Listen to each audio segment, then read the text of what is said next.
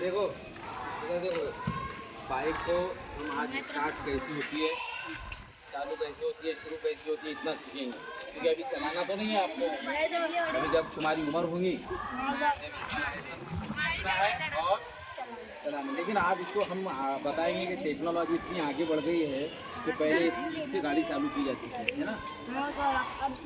हाँ, गाड़ी की स्विच में लगाते थे, स्विच को ऑन करते थे और इसको किक मारते थे जब गाड़ी स्टार्ट होती थी।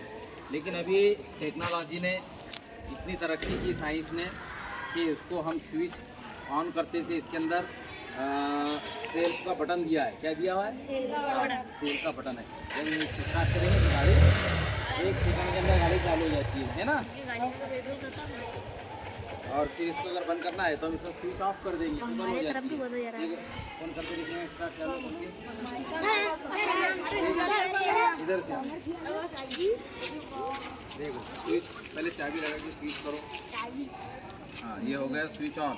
करो उसको स्विच ऑन। हाँ, स्विच ऑन। हाँ हाँ, और मत गाड़ी खोल दे गाड़ी, ठीक है।